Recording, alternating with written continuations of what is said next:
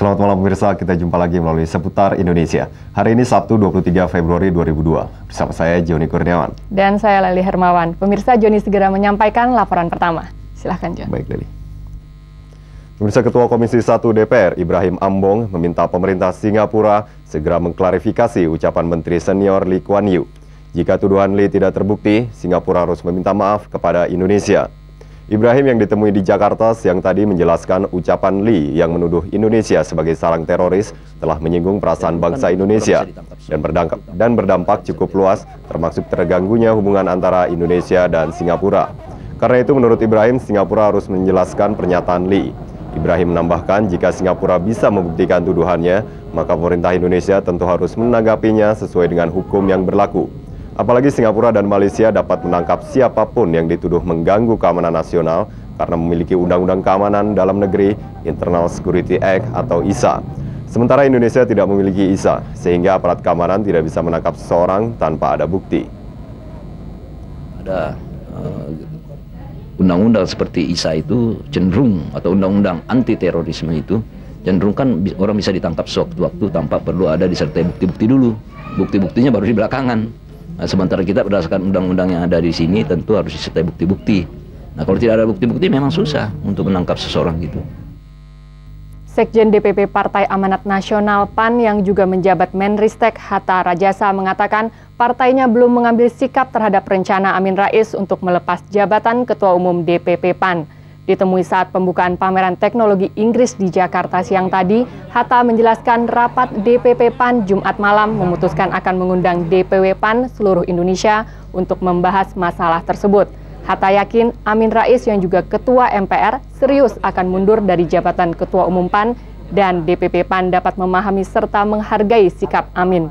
Mengenai perlu tidaknya undang-undang yang mengatur larangan rangkap jabatan bagi pejabat publik, Hatta menyerahkan sepenuhnya kepada DPR. Rencana Amin mundur dari jabatan Ketua Umum PAN terungkap setelah menggulirnya wacana tentang larangan rangkap jabatan bagi pejabat publik dari berbagai kalangan termasuk hasil kajian dari Lemhanas. Sekjen partai, saya tentu keberatan. Karena partai masih sangat memerlukan Pak Amin. Ya, tapi saya pun tidak sendirian. Ini pendapat pribadi dan oleh sebab itu kita akan mengundang DPW kita. Kepala LP Cipinang, Jakarta Timur, Ngusman, mengimbau media massa agar tidak mengekspos atau memberitakan kasus Tommy Soeharto secara berlebihan. Ditemui di Jakarta pagi tadi, Ngusman menjelaskan atas permintaan Tommy Soeharto dan juga sebagai kebijakan Kalapas, pihaknya meminta media massa untuk tidak menjadikan Tommy sebagai objek pemberitaan sebelum yang bersangkutan menjalani proses pengadilan. Menurut Ngusman, pemberitaan yang berlebihan mengenai Tommy yang kini menjadi tahanan titipan Kejaksaan Tinggi Jakarta di LP Cipinang dikhawatirkan dapat mempengaruhi proses persidangan. Ngusman menambahkan Tommy sampai saat ini bisa bersosialisasi dengan para penghuni LP lainnya. Tommy tidak mendapatkan perlakuan istimewa. Secara pribadi, Tommy hanya mengizinkan anggota keluarga dekatnya termasuk kuasa hukumnya untuk membesuk. Supaya agak cooling down ya, supaya yang bersangkutan itu bisa konsentrasi untuk mempersiapkan diri dalam nantinya dia itu menghadapi sidang peradilannya, ya. Saya malah mohon bantuannya rekan-rekan pers supaya cooling down lah, supaya tidak ada pengaruhnya terhadap Mas Tommy sendiri ya, Tommy Soeharto sendiri maupun keluarganya, supaya dia bisa konsentrasi terhadap perkara yang akan disidangkan. Pembunuhan dengan modus mutilasi dini hari tadi terjadi di Tangerang. Pelaku yang diduga menderita kelainan jiwa akhirnya tewas ditembak aparat karena melawan saat ditangkap. Tragedi pembunuhan dengan modus mutilasi terjadi di lingkungan Masjid Ar-Royan, Rumnas 1 Tangerang, Sabtu dini hari. Korban, seorang laki-laki bernama Suhairi, ditemukan warga tewas dengan lengan kiri terputus dan sayatan di bagian belakang kepalanya. Sekitar pukul 3 dini hari, warga sempat dikejutkan dengan teriakan Suhairi. Namun warga menemukan Suhairi telah tewas dengan luka-luka sangat mengerikan. Warga juga sempat memergoki pelaku RH, tetapi pelaku segera melarikan diri. Polisi akhirnya menemukan pelaku RH bersembunyi di Masjid Al-Mahmud sekitar 2 km dari tempat kejadian. Namun RH terpaksa ditembak petugas karena melawan saat ditangkap. Tapi kurang lebih 45 menit tersangka tidak mau keluar. Kami upayakan untuk menangkap satu regu ya. Saya pimpin langsung, ternyata tersangka melawan ingin menyerang petugas. Menurut warga setempat, korban dan pelaku RH sehari-harinya menjadi penjaga masjid. Keduanya juga tinggal di Masjid Ar-Royan tersebut. Namun warga mengakui pelaku kerap meresahkan warga dengan melukai binatang-binatang di sekitar masjid. Nah, kita yang takutnya sekarang resah, anak-anak kecil banyak di sini. Nanti kalau binatang sudah tidak ada, anak-anak yang akan diitunya. Diusir sudah, suruh pergi. Ya, susah.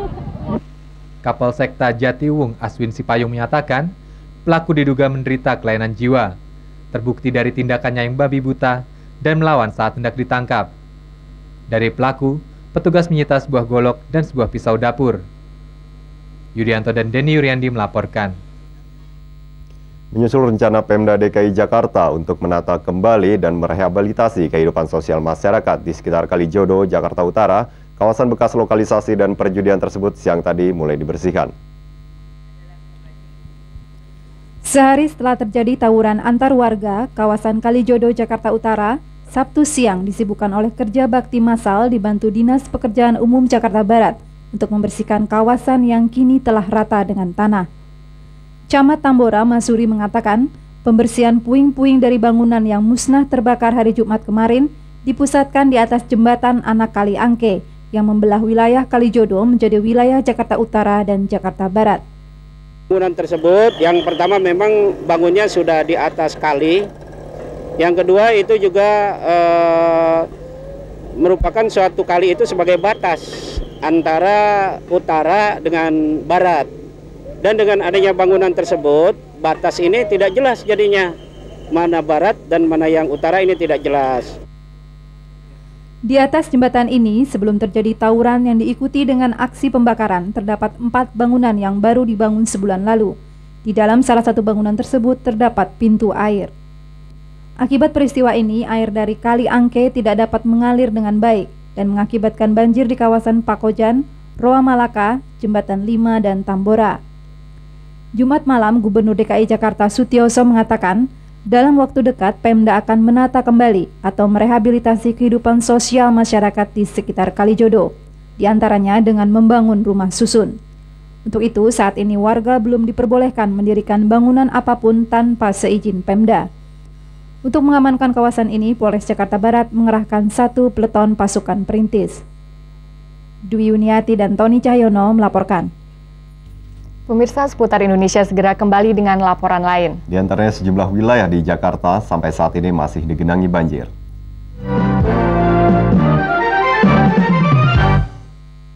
Memasuki minggu keempat, sejumlah wilayah di Jakarta masih dilanda banjir. Kawasan yang masih tertimpa musibah ini adalah bantaran Kali Ciliwung, khususnya di sekitar Bukit Duri dan Kampung Pulo Jatinegara, Jakarta Timur. Hingga memasuki minggu keempat, kondisi air Kali Ciliwung hari Sabtu masih tinggi. Meski tidak terjadi hujan, ketinggian air masih mengakibatkan genangan di sejumlah wilayah pemukiman di sekitar Kali Ciliwung. Dari pantauan kami bersama tim Posko Siaga Arung Jeram Peduli, banjir di kawasan bantaran Kali Ciliwung masih terjadi, khususnya di kawasan Kelurahan Bukit Duri dan Kampung Pulo Jatinegara. Banjir di kawasan tersebut mencapai ketinggian antara 30 hingga 50 cm. Warga Bukit Duri yang masih dilanda banjir tepatnya di wilayah RT 3 RW 11 dan RT 4 RW 12. Sementara warga di Kampung Pulo Jatinegara yang masih dilanda banjir meliputi 6 RT, yakni RT 11 hingga RT 16 di RW 2. Menurut ini rumahnya sudah terkena banjir sejak kapan? Sejak tanggal 26. Iya. Terus sampai sekarang? Sekarang baru mulai surut tadi. Iya, 26. Sekarang surut tapi masih ada airnya di dalam. Ada airnya gitu. Iya. Ya masih semata kaki dah tuh depan rumah. Dulu waktu banjir besar setinggi apa bu rumahnya? Sepinggang. Iya, di atas.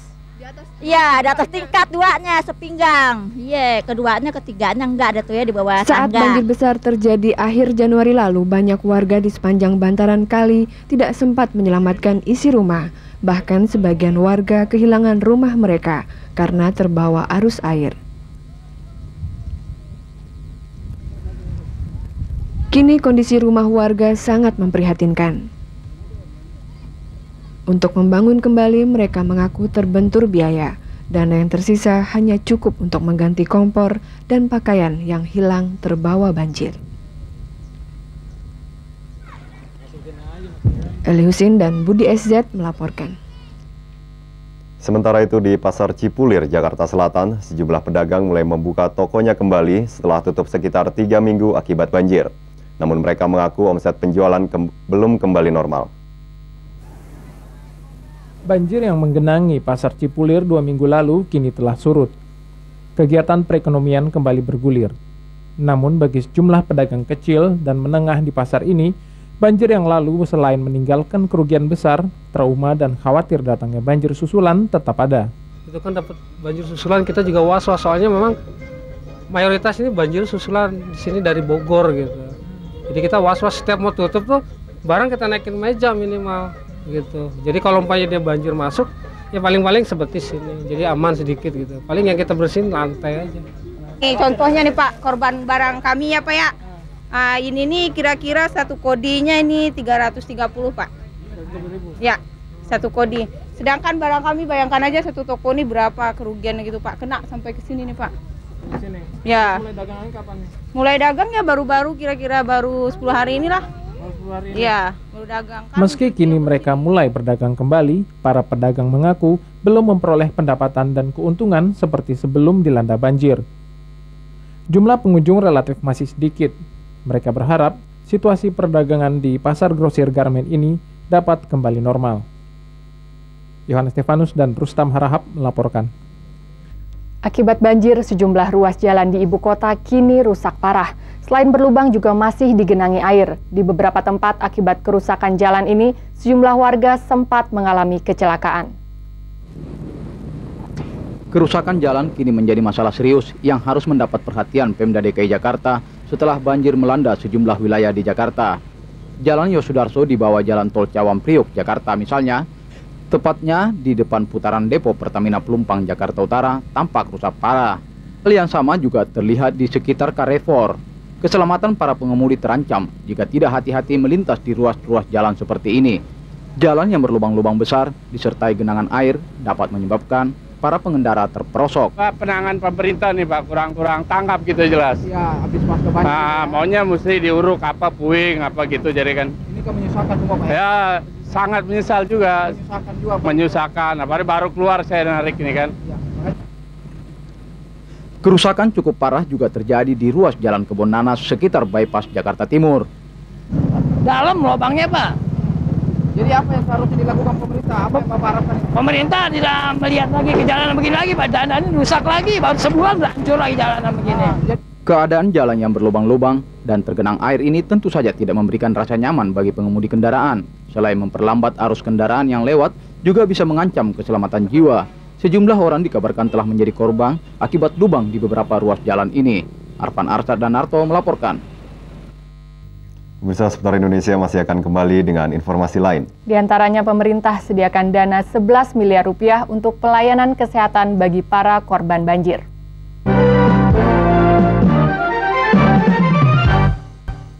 Berbagai upaya untuk menangani masalah kesehatan pasca banjir terus dilakukan pemerintah, terutama terhadap meluasnya penyakit diare, demam berdarah, dan ISPA. Sedikitnya 11 miliar rupiah disediakan untuk pengobatan gratis bagi para korban banjir di Jakarta. Pemerintah bersama Dinas Kesehatan DKI Jakarta tengah berupaya menangani masalah kesehatan pasca banjir, terutama terhadap meluasnya penyakit diare, demam berdarah, dan ISPA. Sebagian besar korban banjir meninggal akibat menderita penyakit diare dan demam berdarah. Program pemerintah adalah secara aktif mengidentifikasi daerah rawan penyakit sehingga dapat langsung memberikan pertolongan dan meneruskan pengobatan gratis di pos kesehatan, puskesmas, dan rumah sakit. Setelah genangan air surut, penyakit demam berdarah dikhawatirkan menjadi masalah baru yang mengancam para korban banjir.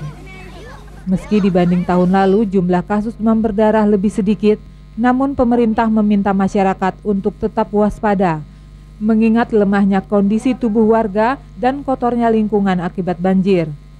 Upaya preventif dilakukan diantaranya dengan kaporisasi sumber air penduduk lisolisasi lantai rumah, serta pemberantasan sarang nyamuk dengan menggerakkan masyarakat melalui 3M, yakni menguras, menutup, dan mengubur. Pemerintah juga melakukan pengasapan di 149 kelurahan dengan 644 RW. Karena itu DKI sekarang, kalau tidak salah tadi sudah mengirimkan tim menyisir seluruh RW di DKI, ada 3.000 orang. Untuk menyisir, melihat itu, kemudian di mana letak fokus itu akan difogging, sampah akan diambil, kemudian sampah akan disemprot, nah, kemudian tetap pencarian aktif kasus-kasus. Selain itu, untuk meningkatkan ketahanan tubuh, puluhan ribu balita korban banjir akan diberikan makanan sehat sehingga kebal penyakit. Dana sebesar 11 miliar rupiah diperuntukkan untuk memberi pengobatan gratis bagi para korban banjir di Jakarta. Agar transparan, sejumlah LSM akan turut dilibatkan untuk memonitor pelaksanaan bantuan dana tersebut. Luba Rosita dan Tony Cahyono melaporkan. Kapal motor Abadi Jaya 03 tanggal 17 Februari lalu tenggelam di perairan Selat Selayar, Sulawesi Selatan. Namun kabar tentang tenggelamnya kapal itu baru diketahui setelah ditemukan 6 awak kapal tersebut hari Kamis. Ke-6 awak kapal tersebut ditemukan selamat di perairan Pulau Kabaena, Pulau Buton, Sulawesi Tenggara oleh sejumlah kapal nelayan yang tengah berlayar dari Gorontalo ke Surabaya. 5 awak kapal lainnya hingga kini masih hilang. Tim SAR dari Makassar dan Kendari hingga hari ini masih melakukan upaya pencarian. Kapal Abadi Jaya berlayar dari Pelabuhan Buluk Umba, Sulawesi Selatan menuju Pulau Selayar dengan 11 awak dan memuat 45 ton barang sembako.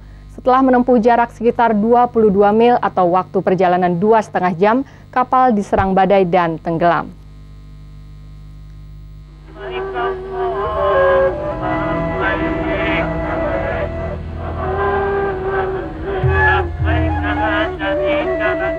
Tabungan Haji Arafah mengirim langkah ke Baitullah.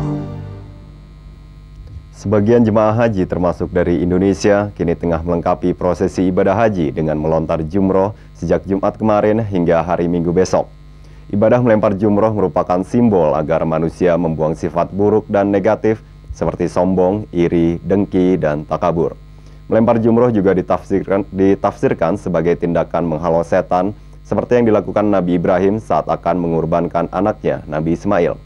Sejumlah jemaah termasuk dari Indonesia terpaksa tidur di jalan karena lokasi untuk melempar jumroh cukup jauh dari maktab. Sehingga tak jarang pula sejumlah jemaah banyak yang tersesat. Tabungan Haji Arafah mengirim langkah ke Baitullah.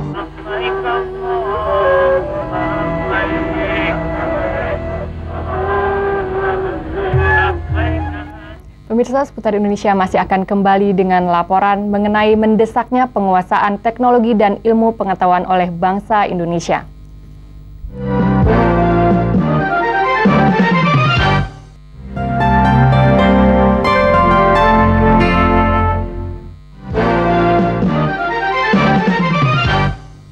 Pemerintah DKI Jakarta mulai membagikan dana bantuan sebesar 50 juta rupiah untuk setiap kelurahan yang dilanda banjir. Bantuan ini segera disalurkan kepada para korban banjir. Bantuan dana untuk merehabilitasi para korban pasca banjir sebesar 50 juta rupiah untuk setiap kelurahan Sabtu pagi mulai disalurkan kepada para korban banjir. Di Kota Madia, Jakarta Utara, bantuan pasca banjir ini diberikan kepada 3 kelurahan, salah satunya di Kelurahan Papanggo, Kecamatan Tanjung Priok, Jakarta Utara. Di wilayah ini, bantuan dibagikan lewat Dewan Kelurahan dan disalurkan dalam bentuk pembagian sembako kepada 1.000 orang korban banjir dan warga tak mampu. Atas kerjasama dengan sebuah yayasan, warga juga mendapatkan bantuan pengobatan dan pemeriksaan kesehatan, pemberian pupuk abate, kaporit, serta buku tulis dan pakaian sekolah. Kita melaksanakan bantuan dari gubernur yang 50 juta berwujud kesehatan masyarakat menyeluruh di 7 RW yang agak kumuh ini, dan di samping itu minggu nanti juga dari RW akan mengadakan bakti sosial. Pemberian bantuan ini tentu saja disambut antusias oleh warga. Meski harus antri, mereka rela untuk menunggu. Sakit buang-buang air. Buang air. Iya. Rasanya gimana, Bu? Mules saja perutnya, kepalanya sakit, gitu kan. Menurut Eteng Imam Sanusi, selain diberikan untuk korban banjir, dana dari Gubernur DKI Jakarta juga akan digunakan untuk perbaikan jalan dan saluran drainase lingkungan. Banjir yang melanda wilayah Kelurahan Papanggo tidak terlalu parah, namun akibat banjir menyebabkan sebagian warga di tempat ini menderita berbagai penyakit seperti diare, muntaber, dan gatal-gatal. Arfan Arsad dan Narto Wiratmo melaporkan. Pemirsa, ilmu pengetahuan dan teknologi sangat dibutuhkan dalam pembangunan. Untuk itu, pemerintah Indonesia akan mengupayakan beberapa program penelitian bekerjasama dengan sejumlah negara asing.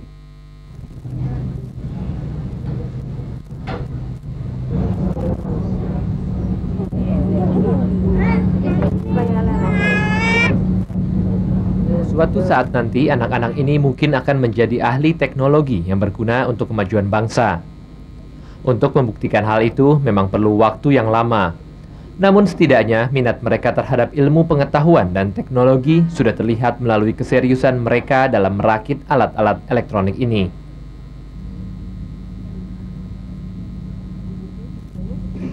Kegiatan merakit alat elektronik untuk anak-anak ini merupakan salah satu bagian dari pameran teknologi Inggris yang sedang berlangsung di Jakarta. Selain itu juga ditampilkan sejumlah permainan yang menggunakan teori iptek sederhana. Ilmu pengetahuan dan teknologi merupakan hal penting dalam pembangunan. Karena itu kerjasama dengan negara lain di bidang ini juga dianggap perlu. Dalam waktu dekat ini saya akan mempropos sebuah program yang kita canangkan tahun 2002 ini, yaitu program RUTI, Riset Unggulan Terpadu Internasional. Jadi kita mau mengajak joint research dengan cost sharing. Ada banyak di sini antara Universitas Inggris sama yang di sini. Tapi itu atas dasar itu hubungan-hubungan swasta atau sama universitas tertentu yang ini tukaran teknologi akan diteruskan. Saat ini pemerintah Indonesia telah bekerja sama dengan beberapa negara untuk memberikan kesempatan bagi warga negara Indonesia memperdalam ilmu di negara tersebut. Edwin Nazir dan Akmal Yusmar melaporkan. Pemirsa, informasi tadi sekaligus mengakhiri jumpa kita malam ini. RCTI Peduli masih menanti uluran tangan dan bantuan Anda untuk saudara-saudara kita yang kini mengalami musibah banjir. Dan bantuan berupa barang serta makanan dapat diserahkan langsung ke kantor RCTI di Kebonjeruk, Jakarta.